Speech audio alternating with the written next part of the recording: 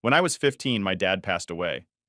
He had been a structured and organized man, and he made sure his will was crystal clear. After he died, my mom, who was 45 at the time, wasted no time trying to start over.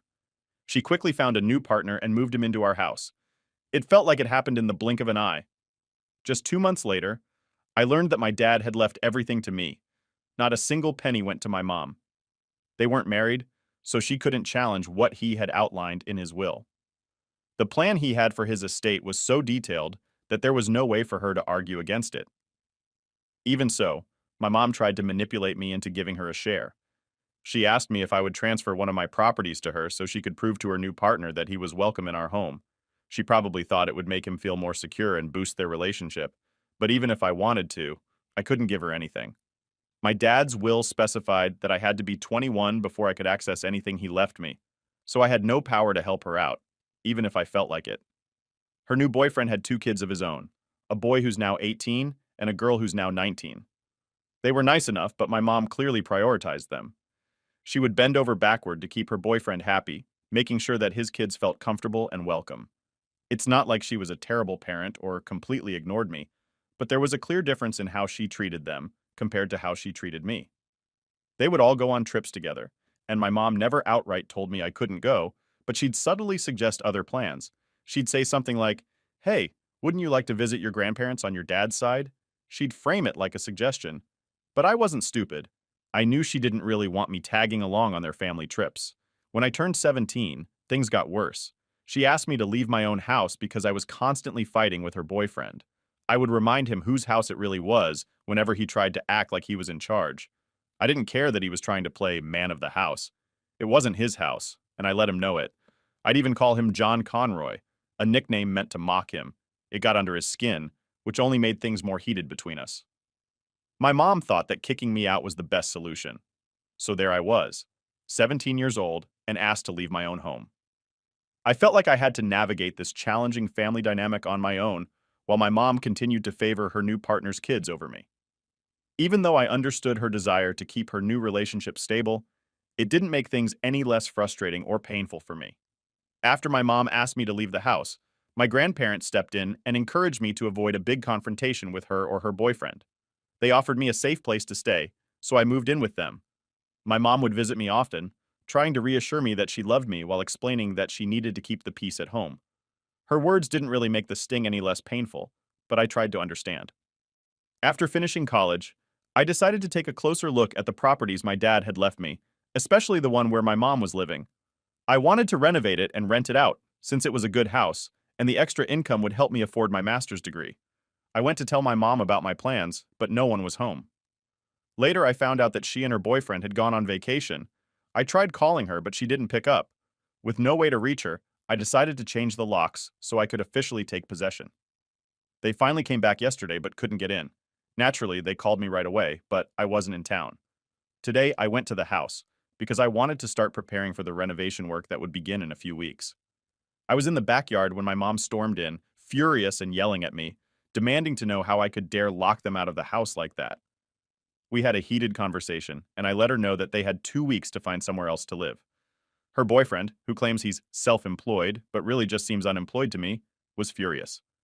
My mom and her stepdaughter started crying because the girl was pregnant.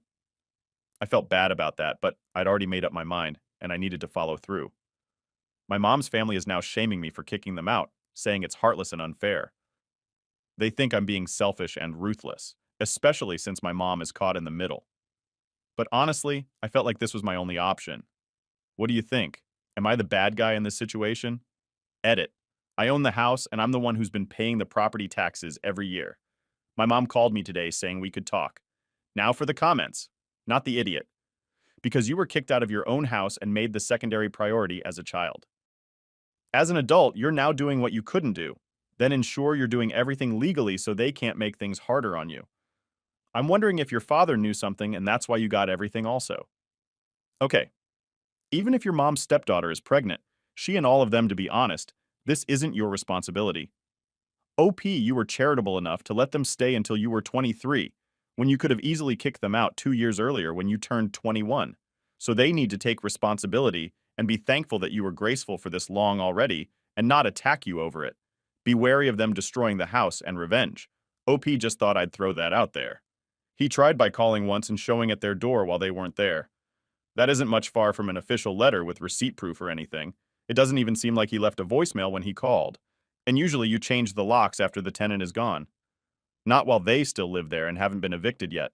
So you are the idiot OP. The mother and stepfather likely have squatters' rights and tenant rights that dictate whether or not you're allowed to change locks or renovate, how much warning you're obligated to give them, and what constitutes reasonable steps to have notified them.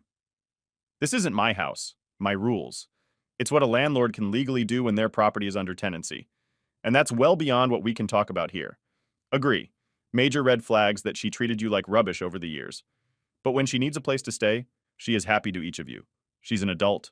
She made her bed so she shouldn't lie in it. You are not responsible for her or her husband, and I'm sure they're fully capable of working. Sorry for the pregnant lady, but at the end of the day, these are your assets and home. Go no contact. If you can't and tell the where to go, you're not her bank or provider. That was her job. And she failed miserably when she basically excluded you in favor of a new family. So, okay. She was happy with them. Well, she can stay with them and they can all be happy together in their homelessness. Story 2. I have 4 kids. My oldest, John, is 27 and was born to my first wife. Sadly, she passed away when John was just 5 years old. It was a tough time for both of us. Eventually, I remarried. And with my second wife, I gained 2 stepdaughters, Lisa, who is now 25, and her younger sister, who is 18. My second wife and I then had a son together, Mike, who is currently a teenager. So, in total, we've got a full house with these 4 kids. We've always worked hard to provide them with good lives. When John and Lisa both graduated from university, we wanted to give them a special gift to celebrate their hard work. So we decided to give them each their own condo unit. It was a way to show how proud we were of their achievements and set them up for independent living. And we've got a plan to do the same for Mike once he finishes school too. On top of that, each of the kids has a trust fund that they will receive when they turn 30. It's something we put in place to make sure they're all set up with some financial security for the future. John and Lisa both did really well in their studies. They went to prestigious universities and earned their degrees. John studied engineering and got a high-paying job right out of school. Lisa pursued her passion for business and got her master's degree while working in marketing. Eventually, she started her own marketing consulting firm and even became a co-owner of a spin-off company. She's done an incredible job carving her own path. Meanwhile, John has recently gotten engaged to his girlfriend of 2 years. They're planning to get married by the end of the year. She seems like a kind person, but she doesn't make as much money as John does. John is very generous with her, often treating her to nice dates and giving her expensive gifts. He's always been caring that way.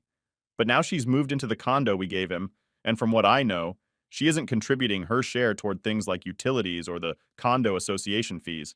It's mostly John handling those expenses. Now, with their wedding coming up soon, John is asking to access a portion of his trust fund early to help pay for the big day. He says it's because his fiancée doesn't have much to contribute financially, so he wants to cover the costs himself. I understand it's his money, and I want him to have the wedding he dreams of, but I also worry about him possibly stretching himself too thin. Now here's where I might have messed up. I told John that I would release part of his trust fund early, but only if he drew up a prenuptial agreement, prenup, with his fiancée. When he heard this, he got really angry and said it was unfair because I let Lisa access half of her trust fund last year to help her start her business. He accused me of playing favorites and giving Lisa special treatment. I tried to explain that I supported Lisa because she used her trust fund to start something worthwhile, a business that she's really passionate about.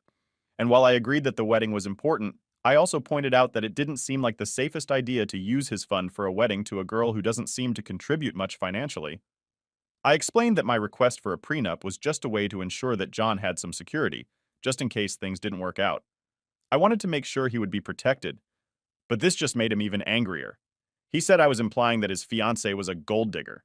My wife and the rest of the family decided to stay neutral and refused to pick sides. So, here I am, stuck in this tricky situation.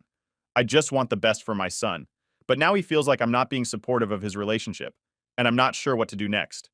Am I the idiot? Now for the comments before the update. You are the idiot, so he's done everything you've expected, and you're really going to try to force him into a prenuptial? I understand your position, but if he loses the money, that's on him. So just make it clear you won't bail him out. You are the idiot. I grew up relatively poor. My husband comes from a very wealthy family. Everyone called me a gold digger. We're happily married. And now I make more money than him. Money by a few thousand. Am I still a gold digger, or is my husband the gold digger now? Plenty of people are gold diggers, but making less money or coming from less money does not automatically make you a gold digger. Having a prenup isn't a bad idea, but the way you talk about everything in this, it's obvious that you only care about money. You're the only one who cares. We have no clue what anyone else thinks or how they are, because you only talk about money, not the idiot. Why would premarital assets be shared? Once you're married, you're a team. Of course, any financial success your son may have after marriage would almost certainly be achieved, in large part thanks to his wife's support, but gifts given from loved ones. Why would that be a joint asset? Update. The next day, my son and I had a long conversation. I started by apologizing to him for my comment about his fiancée. I realized that my words were demeaning and uncalled for, and I wanted to make it right. We then talked about how he and his fiancée were managing their household. He admitted that he was covering everything, including bills, food, and even the cost of hiring someone to clean because neither of them would do it themselves. I asked if she ever offered to pitch in, and he said no. I made it clear that I didn't have a problem with their arrangement or him spoiling her, but he needed to be smarter about his spending habits. I wanted him to understand the importance of being financially wise. I explained the value of a prenup and shared that I had one with both his mom and stepmom.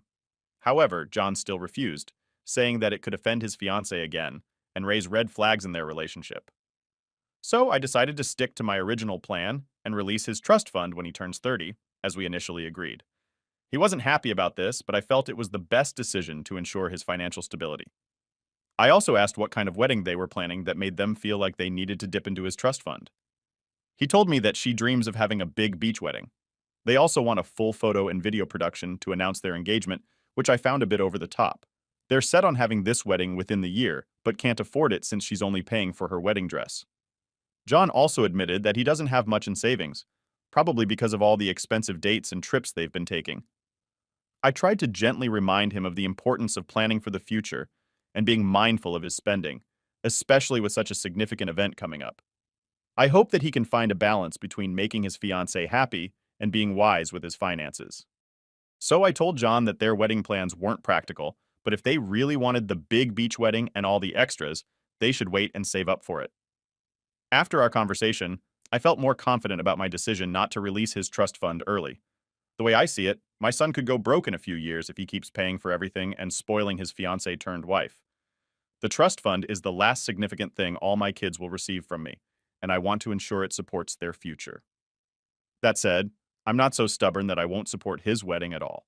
My wife and I agreed to give them a certain amount as a wedding gift that should cover a beautiful venue and leave a little extra for other expenses. It's our way of contributing while still encouraging John to be financially responsible. If he's still unhappy with this arrangement, then there's not much more I can do. Even if they decide to go no contact or low contact with us, I'll feel at peace knowing I did my best to provide for John and tried to protect him. If his fiancée leaves him and he ends up losing everything, I'd hate to see it happen, but that's a consequence he'll have to handle. Despite my concerns, I genuinely hope their marriage works out and that he finds the happiness he's looking for. Now for the comments. Thanks for the update. The real question should be, how can he and his fiancée not have money for a wedding when they have a paid-for condo? He has a high-paying job and she works too. How much is this wedding they're planning? Like Justin Timberlake and Jessica Biel style. I mean, I had a decent paying job and a house payment and saved a nice chunk of change for a decent-sized wedding with some planning and budgeting. I think they need financial literacy more than a prenup. Am I the only one concerned that if what OP says is true about his son's fiancée not paying for utilities, etc., is in fact concerning? I always pay my fair share because I'm an independent adult and marriage doesn't change that. Also, why such an extravagant wedding if she cannot afford it? If your son screws this up and you bail him out, you will not be doing him any favors. Whatever the outcome, he needs to be on his own. Hopefully that means he'll be happily married, but I'm not sure that will be the case. Story 3. Last weekend, my best friend had a beautiful wedding at a dreamy destination spot. I had the honor of being her maid of honor, and our close friends made up the bridesmaid group. Initially, I planned to leave my kids with my in-laws so they wouldn't be exhausted by all the travel and wedding activities. It felt like a sensible plan given how tiring weddings can be, especially in another location. The kids could have a fun weekend at their grandparents' house while we were celebrating. A few weeks before the wedding, my friend insisted that my kids come to be ring bearers. She really wanted them to be part of the ceremony, and it was clear how much it meant to her. She talked about how adorable they'd look in their little suits, and she pictured them walking down the aisle, charming everyone. I explained that I couldn't bring the kids only for the ceremony because I'd need to arrange for a babysitter during the reception. I couldn't afford to pay for one after already spending so much on this destination wedding, a trip for the bachelorette party, hair and makeup, and my maid of honor dress. Plus, there was the wedding gift to consider. She practically begged me, talking about how much she adored my kids and really wanted them as the ring bearers. She even started crying, saying she'd make sure a babysitter was arranged and that I didn't need to worry. She promised she would take care of it so that my husband and I could enjoy ourselves at the reception. I trusted her, not wanting to let her down.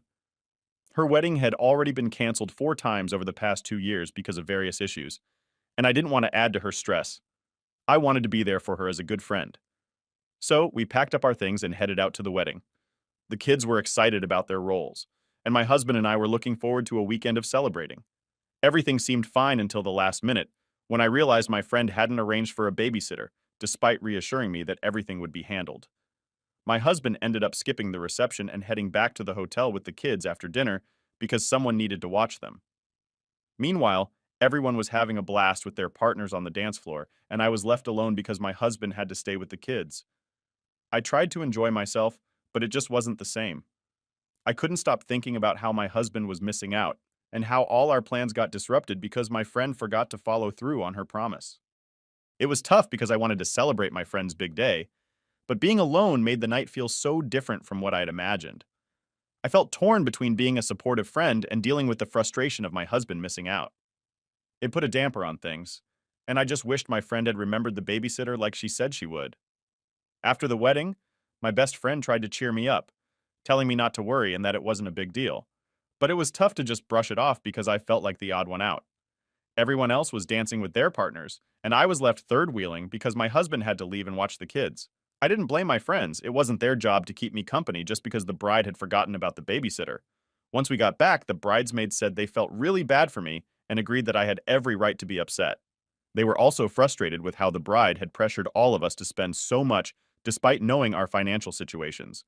They felt like she was partially guilt-tripping us because her wedding had been canceled before, making us feel responsible for ensuring everything went perfectly. A few days later, I met my best friend for coffee. She asked me to share my honest opinion and not sugarcoat anything. So I did. I told her I was upset that she promised to handle one thing for me, but didn't follow through, despite me and the other bridesmaids going above and beyond to make sure everything was just right for her. I explained that I hadn't wanted to complain during the wedding planning because I didn't want to add to her stress, but now that it was all over, I felt she was wrong for guilt-tripping us as if we were responsible for her previous cancellations. She started crying and said she felt like a worthless, terrible friend and that I must think she's a bad person. Later, the other bridesmaids found out, and now they think I'm in the wrong for sharing my feelings with her. They say I should have just sucked it up and let it go, even if I felt like I was right. Am I the idiot? Now for the comments. Not the idiot. So the bride wanted everything her way, regardless of the cost or other burdens it might cause you and the other wedding party members, and didn't stop manipulating people after the wedding. I think that the only reason she asked for Opie's honest opinion was to be able to turn people against Opie and make them forget how she treated them all. Also, she didn't get defensive. She went right to, "Oh, I'm a bad person." She knew the answer before she asked. She was hoping you would lie to her to make her feel better. Sounds like an emotional manipulation tactic to me. She may not be so great of a person. Destination weddings already ask a huge burden on everyone involved. But as someone not in the US, this thing about bridesmaids paying for their hair and makeup continues to astound me. You gave so much for her special day, and she couldn't even keep a babysitter. Promise. Why are you friends with someone so manipulative and willing to use you? Story 4. I'm a 24-year-old woman, and my stepmom recently celebrated her 50th birthday. To give you a little background, my parents divorced when I was just 5 years old, and my dad got remarried when I was 8. So I've known my stepmother for a long time. I like her well enough, and since she's the mother of my younger half-siblings, it's nice to have a good relationship with her. Growing up, I mostly lived with my mom, but I saw my dad a lot, which meant I also spent quite a bit of time with my stepmom. When my mom turned 50, I really wanted to make her birthday special. I saved up to book a weekend at a fancy hotel where we could have a girly getaway and just relax and enjoy some quality mother-daughter time together. We got to hang out, get pampered, and have the best weekend ever, filled with spa treatments, delicious food, and heartfelt conversations. We made some amazing memories, and it was clear how much my mom appreciated it. So when my stepmom's 50th birthday rolled around, I wanted to do something nice for her too. I know she gets cold easily, so I thought she'd love a handmade crochet blanket. I spent months working on it, carefully choosing her favorite colors, purple and gray, and making sure it was big enough to cover a queen-sized bed. I poured a lot of love and effort into creating a warm, cozy blanket that she could snuggle up with whenever she wanted. I was proud of the result and excited to see her reaction when I gave it to her at her birthday party. When I handed over the blanket, she seemed genuinely happy and said she liked it. But then, she asked me if I had anything else planned for her birthday. I was a little taken aback and asked her what she meant. She mentioned that I had organized a whole weekend trip for my mom's 50th, and she wondered if the blanket was all I had planned for her. I could feel the mood shift, and the party suddenly felt a little awkward. I tried to explain that I'd spent months working on this blanket and that it wasn't just a simple gift. It took a lot of time and effort. I also reminded her that my mom was my mom, so of course, she got a different kind of gift for her birthday. My stepmom seemed upset and disappointed, and I felt a bit bad, but I wanted to be honest with her. I explained that while I do care for her and love her as my stepmother, my relationship with my mom is different. It's a special bond that I have with her, and that's why I wanted to do something extra for her birthday. After our conversation, the party atmosphere remained a bit tense, and I couldn't help but feel a little guilty, wondering if I should have done more for my stepmom. But at the same time, I felt like the blanket was a meaningful gift that showed I cared, and I hoped she would understand the effort I put into it. Ultimately, I wanted her to know that she was appreciated, even if my way of showing it didn't quite match what I'd done for my mom. I still hope she'll come around and see the blanket for the loving gesture it was. I just wanted her to know that our relationship matters to me too, even if it's not exactly the same as what I have with my mom. After I gave my stepmom the handmade crochet blanket, my dad felt that I was being unfair and rude to her by not planning something bigger. He suggested I take her out to do more for her 50th birthday so that it would match what I had done for my mom. I like my stepmom well enough, but she didn't raise me. My dad wasn't around to do much of the raising either, since he only had me every other weekend and on some holidays during the summer and Christmas. I could see why she might feel hurt or upset about the difference in gifts, but my relationship with my mom is just different. When my dad insisted I should take her out to balance things out, I got upset. I told him no, that I couldn't afford another big celebration because of how much money I'd already spent on the wool to make the blanket. Plus, I felt like my gift was already thoughtful and special. I had put in months of hard work to create something that she could cherish. But my dad seemed to think I had done this on purpose, to upset her and ruin her day. Frustrated and feeling misunderstood, I decided to leave the party not long after our conversation. My dad stayed angry with me, convinced that I had intentionally slighted my stepmom, but I honestly thought I had done something kind and meaningful for her birthday. I didn't expect that my handmade blanket would be seen as not enough. I wanted to show her that I cared, but it clearly wasn't received that way. Is it wrong that I planned different kinds of gifts for this? Now for the comments. Not the idiot. You spend months making a beautiful and thoughtful gift, and she's mad that, what, you didn't spend enough that your mom got something more? You're not the idiot, your stepmom is super entitled, and your dad should be ashamed for backing her up. I don't know if it will do any good or worth the breath used, but if you've been crocheting for a while, she must know how time-consuming it is, knowing the time and care it takes. Crochet queen-sized blanket should have made her feel honored, not slighted. For months he worked on this for her, so a lot of thought and planning goes into a project like that. You thought of something that would comfort her, keep her warm. You picked her favorite colors and spent so many hours over a long period working on something for her. How close could the two of you possibly be if she can't recognize that? And I'm so sorry for you. A gift like that is a literal labor of love and deserves to be cherished and appreciated.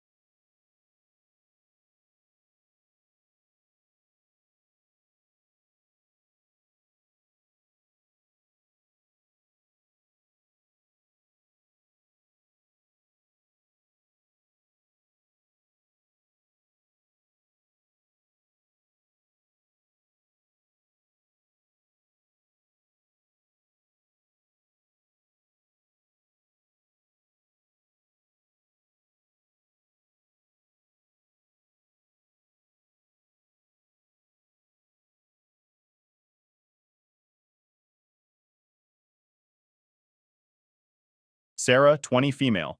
Recently celebrated my 20th birthday almost 3 days ago. I live with my mom, stepdad, stepsister. My stepsister is 15 years old, but she's the worst 15-year-old I've had the misfortune of meeting.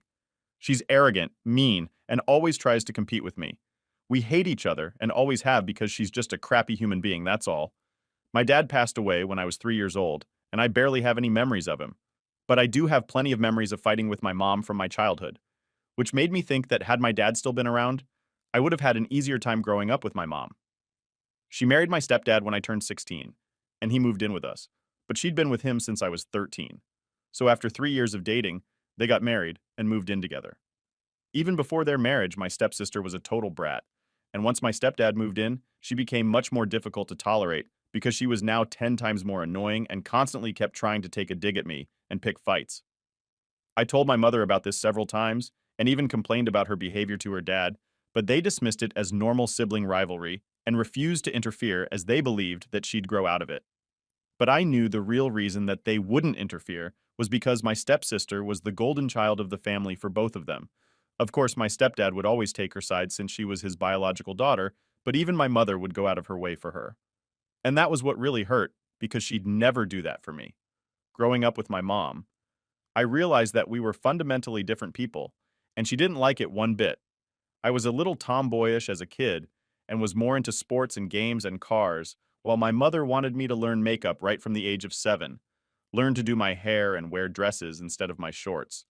I'm not saying there's anything wrong with these things, but they just weren't me, and I didn't feel like I could properly express myself if I was constantly trying to impress my mom. And that led to a lot of fights between us. She always pushed me to do more feminine things when I didn't want to, and just be a mini her, all the time. But I didn't like that, and would fight back. I was my own person, but she never understood that, let alone respected. But my stepsister was the kind of daughter she'd always wanted, which is why I guess she took a liking to her instantly. And that really broke me even as a teen because here I was trying my best to make my mother like me for who I am. And suddenly this girl comes along and takes her away from me for my stepsister. My mom became the mother that I'd always wanted, and there was really nothing sadder than that for me. It was bad enough that my mom was now on her side, and my stepsister would make it even worse with her arrogant behavior. I just couldn't stand her and wanted to leave for college as soon as I could, so I was really happy on my 18th birthday because I graduated from high school, and soon enough I'd be on my way to the college of my choice. I already had a sports scholarship in the bag because I play lacrosse, and I'm supposed to make the move in the fall. So I'm all set to leave this place behind. And that's why I'd expected my mother to surprise me for my 18th birthday. Since this will be the last one, I'd be celebrating at home with her. This year onwards, I'd only come back home for the holidays, so I expected some enthusiasm from her. But I guess I'd forgotten just how unwelcome I was ever since my stepsister came along. I was a fool to expect anything at all. Not only had my mother not done anything special for me, but in the afternoon when the house was empty, she sat me down to have an important discussion about the future. She told me that my stepsister was supposed to start college in a few years' time, and since she wasn't a student athlete, she wouldn't have a sports scholarship as I did, and her grades weren't good enough for her to qualify for an academic scholarship either, which meant that she'd have to pay her tuition in full. So my mother now wanted me to help pitch in for my stepsister's college fund, or else I wouldn't be welcome to live here anymore. I was shocked by that last bit, and when I asked her to repeat herself, she explained that she and my stepdad had decided that they'd start saving up for my stepsister's college fund now to avoid any financial trouble in the future. And since I was an adult now, they expected me to contribute as well, or else they wouldn't let me live here anymore. As a member of this household, I had to pitch in or leave permanently. I was stunned that she was even making this demand because obviously I wouldn't be able to help, and to say that they would cut me off if I didn't help my horrible stepsister out was just nuts. I couldn't believe that my mother was saying this, and I could literally feel my stomach drop because of how serious she seemed about this. I didn't know what to say to her at that point, and I definitely didn't want to fight with her. So I told her I needed some time to think and went back to my room. My mom's a nurse, and my stepdad is a pediatrician. Both of them work at the same hospital, and that's how they met as well. I don't know what their exact income is, but I'm sure they make enough money to support my stepsister without getting me involved and making me support her as well. It was just ridiculous that she even asked me to contribute. And for someone who doesn't even like me, I had my stepsister, and I had a good relationship. Then I might have even considered it. But she was a horrible human being, and I hated her. So why on earth would I contribute to her college fund? It didn't make any sense. Also, I was going away to college myself in a few months. so I don't know how exactly she expected me to send money when I myself would need them to send me money. Even if hypothetically, I did get a job there and started working to support myself, it seemed unfair to ask me to pitch in for my stepsister when I would probably need that money for personal use. I couldn't even say no because of the threat of getting kicked out, since I would definitely want to come back for the holidays and didn't want to stay on campus throughout the year. And I don't know if I'd even get approval for that. I'd basically be homeless once I'm done with college, and that was a terrifying thought. I mulled this over in my head and came to the conclusion that there was just no way I could make this work, and neither was this fair for me. But instead of arguing with my mother, I decided to talk to my grandparents this time. I didn't want to negotiate with my mom, only to be let down in the end. And honestly, I just didn't think the argument would even be worth it. She was never going to see my side, and she'd always only think about her favorite, not me. My mom had basically forbidden me from speaking to my grandparents, her parents. My dad's parents live out of state, and were just occasionally in touch. She said that my grandparents were fragile and didn't need me troubling them, and I was only allowed to talk to them about safe topics, and I could only visit them with her, never unsupervised. I'd once dropped by their house unannounced in my junior year to spend time with them on my own. But when I came back and told mom, she'd been hysterical, and I decided not to visit them by myself again because I didn't need that drama. I'd had a nice time at that place, though, and they didn't seem very sickly or fragile to me, but I didn't want to cross my mother, so I'd follow the rules she'd set for interacting with my grandparents until now.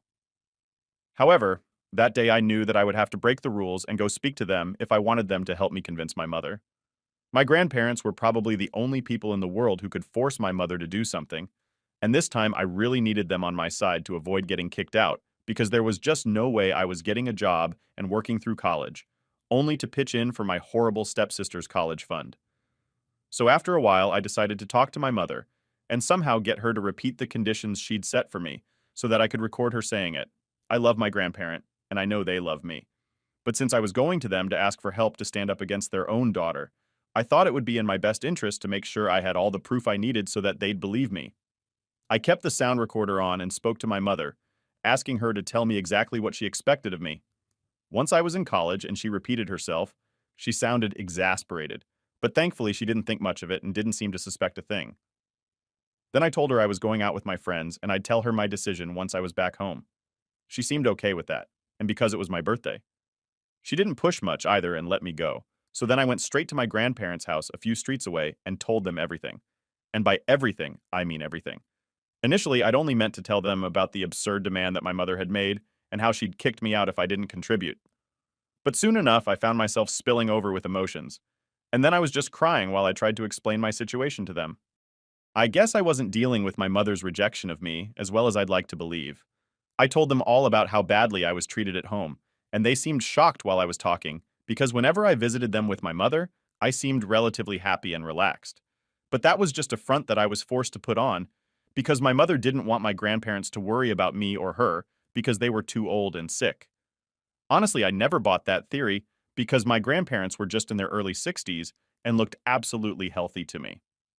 I feel like the only reason my mother didn't want me to talk to them and be around them was because she was afraid that I'd blurt out the truth about her someday and her parents would get to know how she'd been mistreating me, her own daughter, for the sake of her stepdaughter.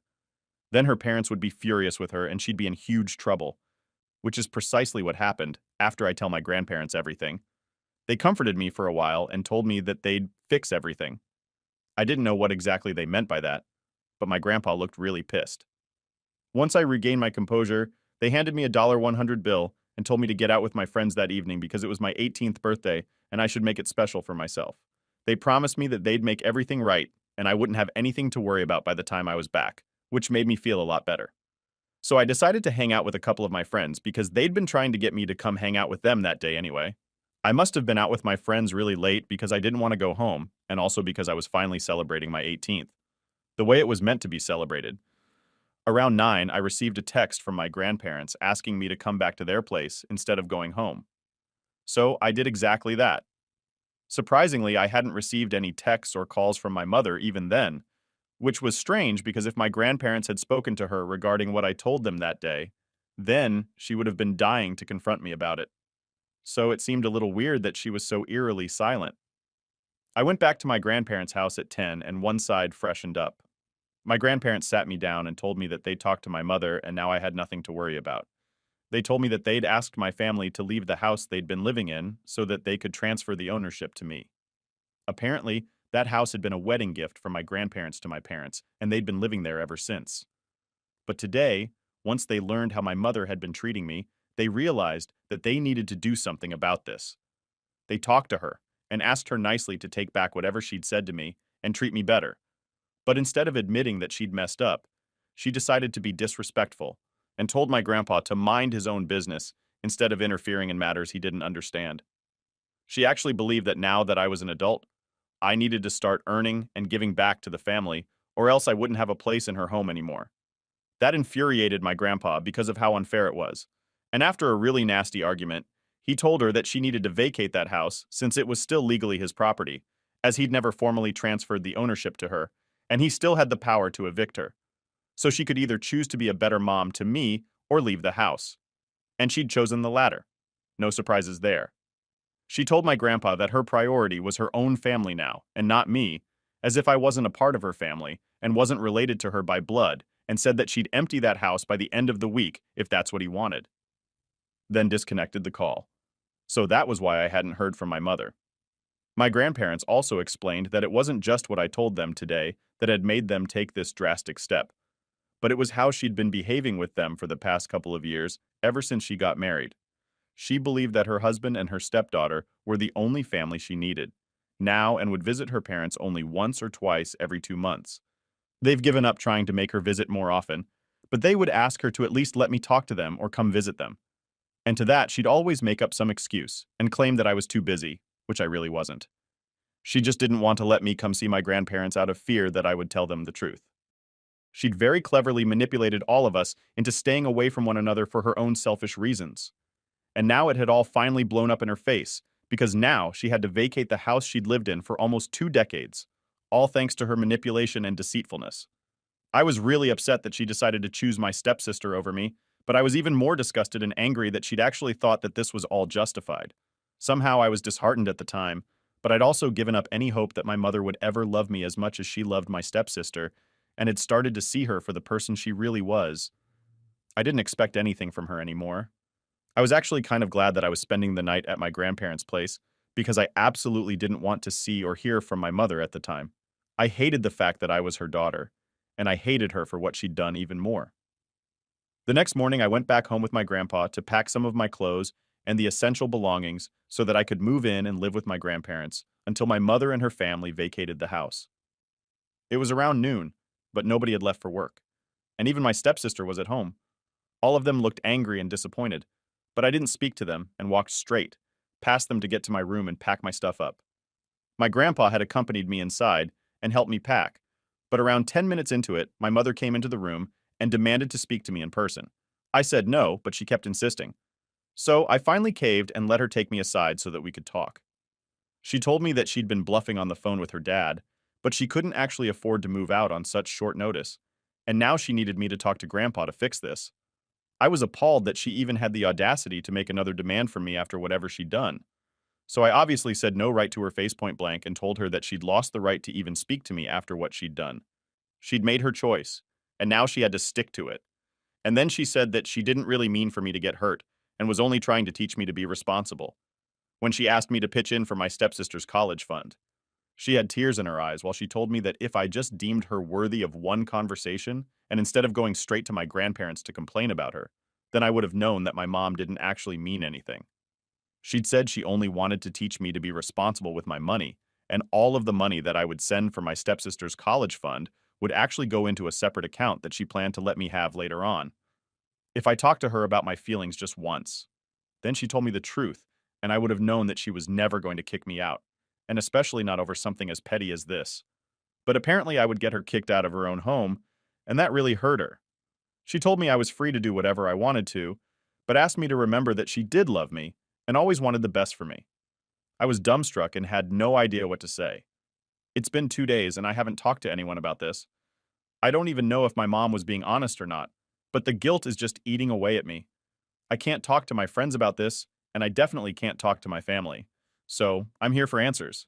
84 complaining to my grandparents about my mother when she threatened to kick me out if I didn't pitch in for my stepsister's college fund. Update 1. Okay, so first of all, thanks for all the advice and kind words.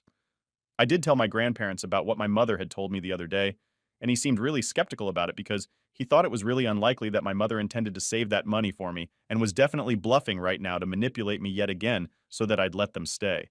And I agreed with my grandpa. I'd become a little emotional, but honestly, there was no way my mom had suddenly turned a new leaf.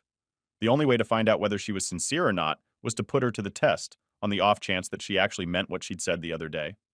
So I called her and told her that I thought things over, but I still would prefer for my grandpa to transfer the ownership of the house to me now, just in case. She sounded a little shocked in the beginning and tried to reassure me that I had nothing to worry about, but when I insisted, she became hostile and started accusing me of not trusting her.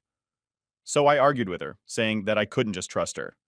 All of a sudden, after years of being treated badly, and she ended up snapping at me, telling me to go to hell, and that she didn't even want a daughter like me in the first place.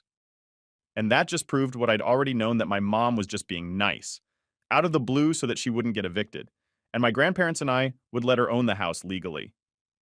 Well, too bad she showed me her true colors. So that's not happening anymore. She can go to hell for all I care, but she doesn't want a daughter like me. Fine. She won't have me as a daughter anymore because I sure as hell wouldn't want a mother like her. Update to the legal process is finally complete, and the house is now officially mine. My mother has already started the process of moving out. Initially, she had just a week, but my grandparents and I were kind enough to extend that to 2 weeks, and now she has around 4 days to be gone. My grandparents are also planning to sell off the house they're residing in currently so that they can move in with me and take care of the house in my absence when I leave for college. I think it's a fabulous idea, and I can't wait to start my new life. Update 3. Hey, so this is probably going to be my last update for a while now that things have finally begun to fall into place for me. My mother moved out today, but not before she handed over the keys to me and reminded me very nastily that I regret this in the future. I don't understand why she's so bitter since she was lucky enough to find an apartment close enough to the school and her workplace on such short notice. It's a much smaller place, but she should learn to be grateful. Like I'm grateful for my wonderful grandparents and my friends who have been nothing but supportive of me ever since I let them know what I've been going through. I'm also thankful for you guys here because in spite of being complete strangers, everyone here was really kind to me, and I truly appreciate that so much. I'm typing this out on my old laptop, in my old room, in my old house, but with a family who actually loves me. Now. And in a few months, I'll be moving away to start at a college of my choice. Now I'm finally living the life I always wanted, and I really couldn't be happier about it. Stay tuned for more stories from our girl relationships.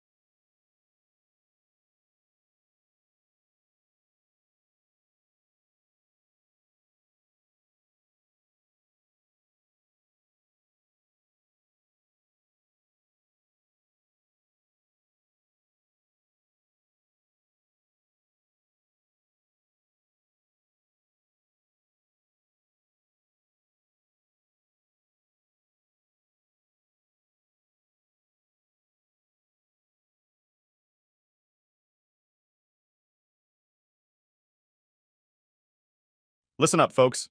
Prepare to be blown away by my jaw-dropping story. I'm just a regular 17-year-old, right? Well, brace yourselves because life took an unexpected turn. Fresh off my high school graduation, I'm proud to announce that I've been a straight-A student since forever. Hold on to your seats because here's the real shocker. For almost 2 years now, I've been sharing a roof with none other than my 37-year-old single mom. Oh, and did I mention that she's the genius head chef at our city's finest Italian eatery? Unbelievable, right? When I was just 10, my parents split up and went their separate ways. They used to share custody of me, but then my dad got diagnosed with brain cancer. He used to run his family's trucking business, but he had to give it all up when he got sick. Before, I used to switch homes every week, but now I'm stuck living with my mom all the time because of my dad's terrible condition. Despite visiting my dad frequently, I couldn't help but feel a constant longing to live with him again. The truth is, I've always been much more attached to my dad than my mom, who has always been extremely uptight, making it impossible for us to connect. Our relationship was constantly filled with conflict, first between my mom and dad, and after their divorce, it shifted to me.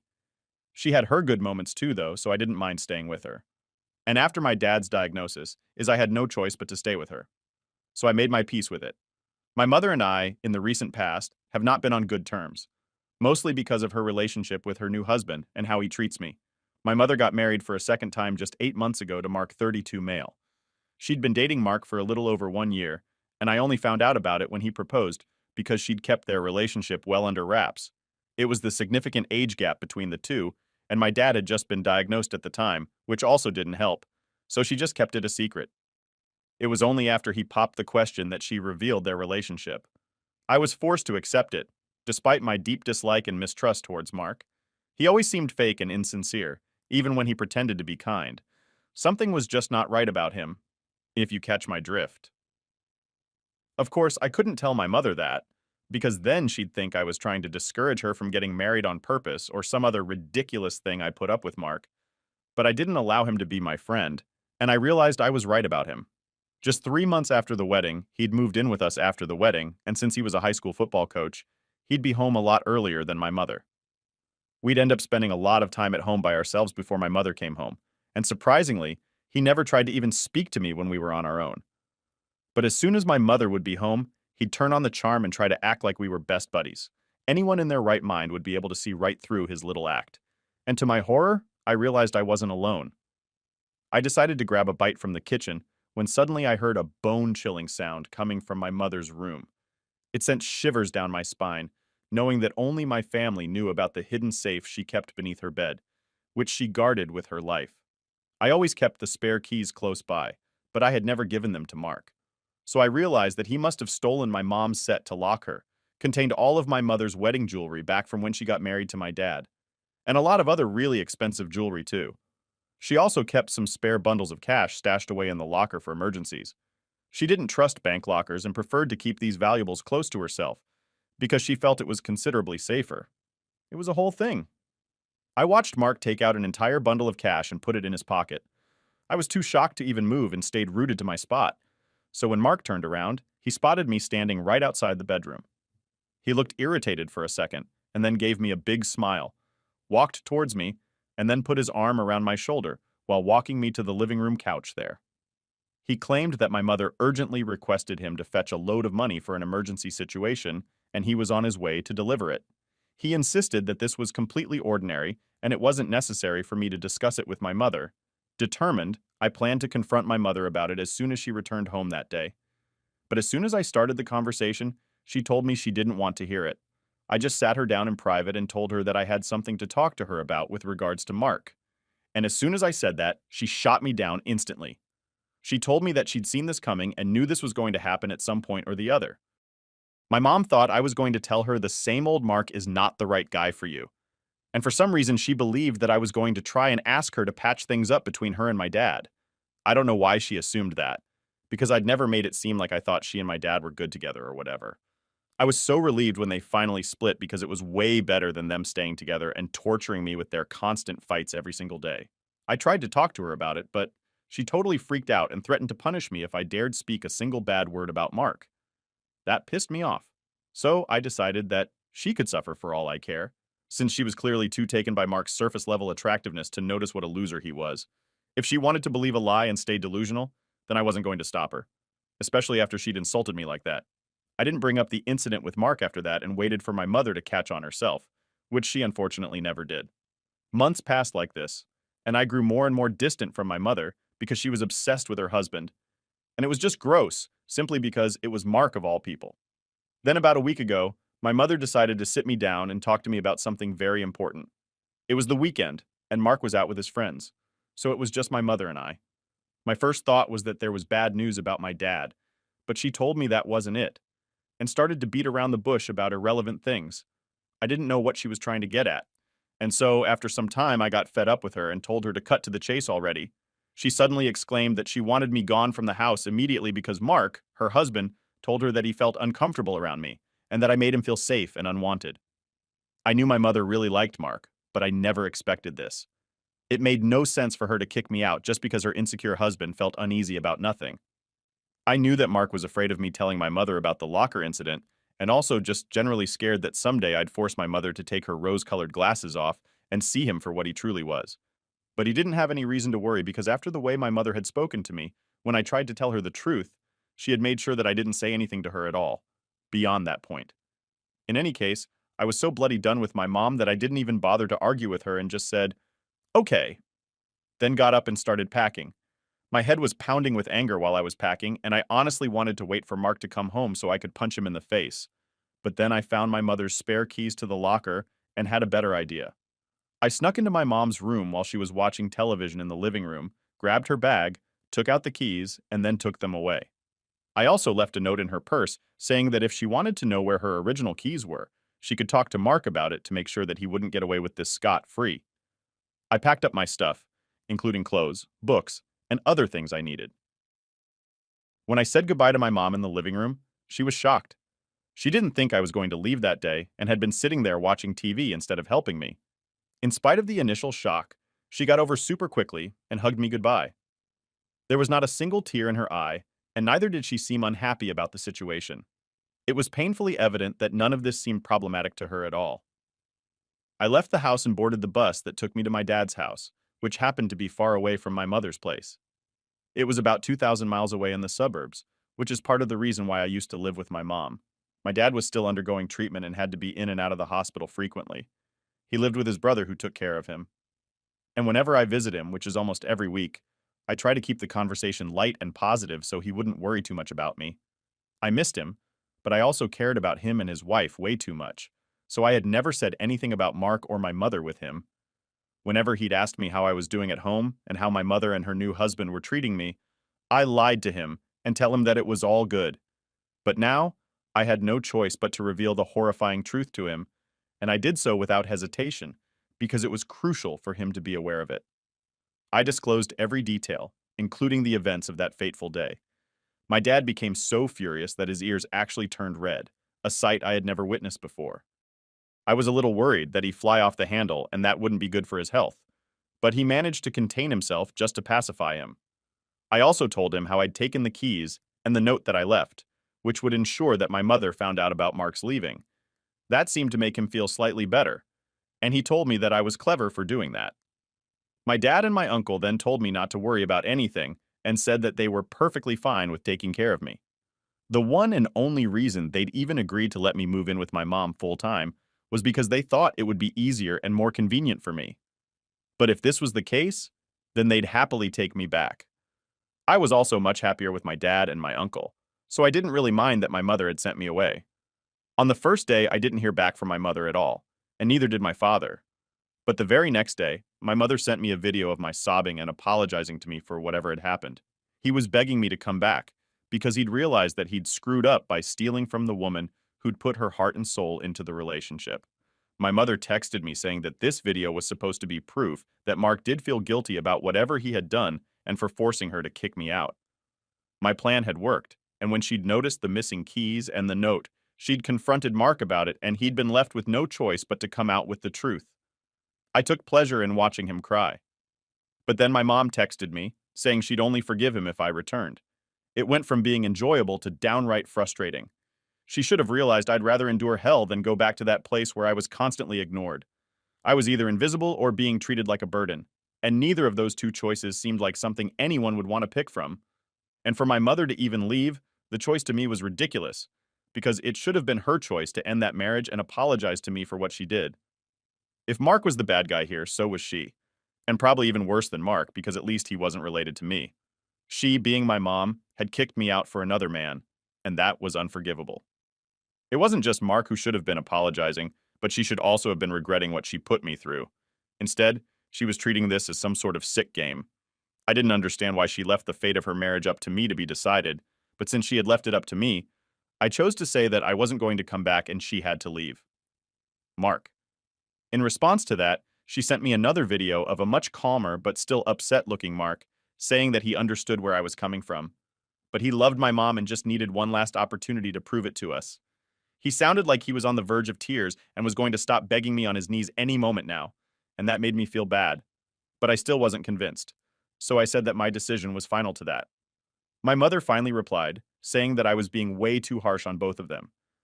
Two supposedly mature adults are desperately begging for my forgiveness, going so far as to endanger their own happiness and marriage just to please me. Yet I callously disregard their efforts and instead strive to distance myself even more. I couldn't bring myself to respond to her message, opting instead to completely ignore it. Astonishingly, she has persistently bombarded me with messages over the past 6 days, desperately attempting to win me back. And every single day there's a video message from her and Mark where they apologize to me for treating me badly. She's told me repeatedly in the videos, unless I agree to come back, she'll file for divorce to prove to me that she's serious. Yesterday, she even told me that she'd been speaking to a lawyer and sent me text to prove that it was true. Mark also looked upset in the video message they sent and begged me to forgive him because he couldn't afford to lose a woman like my mother. I know that I'm destroying their marriage, but to be honest, I feel like whatever my mother is doing is really sick, and I can't bring myself to dignify it with a response of any kind. Not only is she torturing her own husband, but she's also putting me through something very unnecessary because I don't think I'm the one who needs to make a call about what to do in a situation like this. She shouldn't be putting the responsibility of deciding with regards to her marriage on my shoulders in the first place. Does that make me look like the reason their marriage had to end was because her daughter wasn't happy about her marriage? Everyone knows it's not true. I don't want to feel bad, but she's cornering me so I can't escape. But seriously, Mark is a terrible person, and it's insane that he's letting himself be treated like this. Just because my mother's richer than him, it's dehumanizing. And I can't believe he's just letting her do this to him every day. I haven't told my dad about it because I don't want him to worry about me. And I know if I tell him, he'll definitely intervene. And that'll be another dramatic showdown that I don't want him to take on.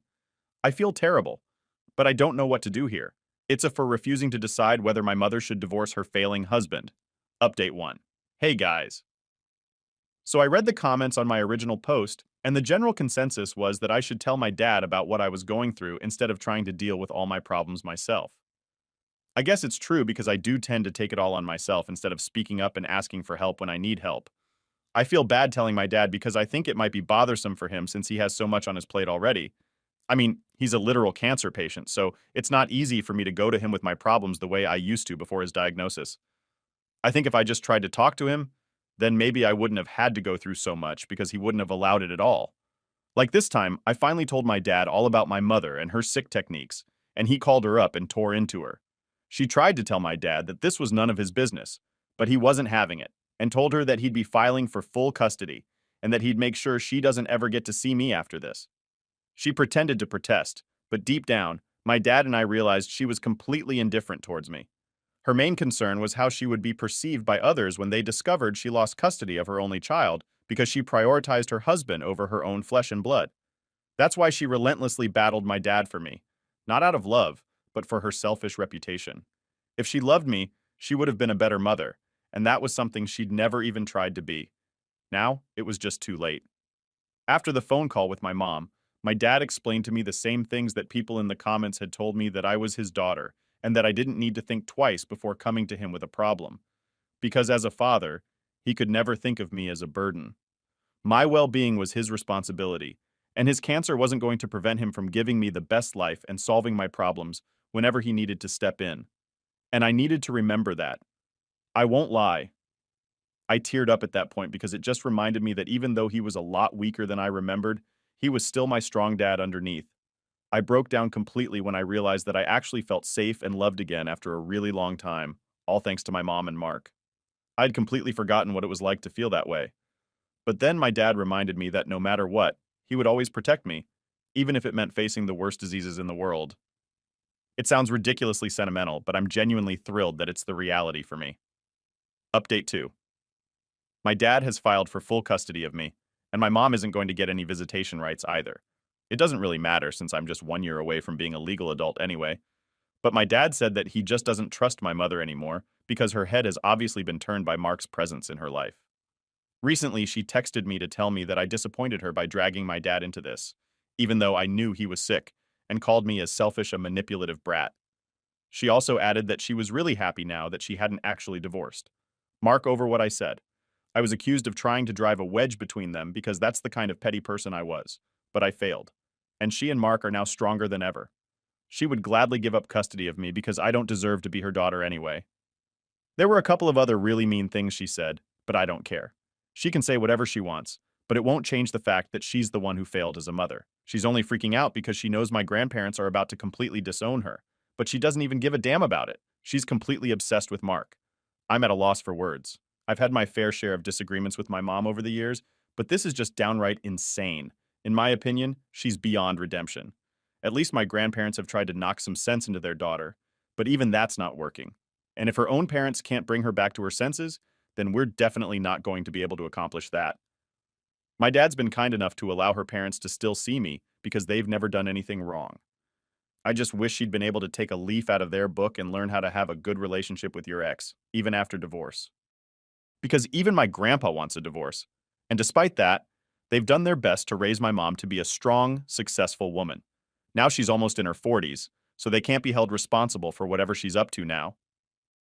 Unfortunately, my mother failed on all fronts as a wife, as a mother, and even as a daughter. Update 3. Hey guys, today was a seriously mind-blowing day. My mom officially cut all ties with me and now I'm totally free from her. I went with my dad to witness this crazy moment and guess what? I bumped into her again, maybe for the last time ever. It's like I don't even exist to her anymore. I'm so shocked and confused, I don't even know what to feel. Like, I'm sad, but I'm also relieved, I guess. I don't know, I just have mixed feelings about all of this. Mark wasn't there, which was no big surprise because that thief probably didn't have the spine to face me after whatever happened. It was only my mother's actions that really hurt me anyway. He can go to hell because he's very impressive and in my life. My dad and uncle treated me to dinner today, trying to lift my spirits. It worked a bit, but guess what? Just 2 days ago, we found out that my dad's actually improving. Can you believe it? He might actually beat cancer. Please, please pray for him because I can't bear the thought of losing my only parent whom I love so much. I just can't. My uncle's great, but he's not my dad, and nobody will ever be like him, ever. I don't know how much time I have with him, but I just hope that whatever time we have together is only good times and nothing else. Nevertheless, I hope you guys keep us in your prayers, and thank you to all of you who responded.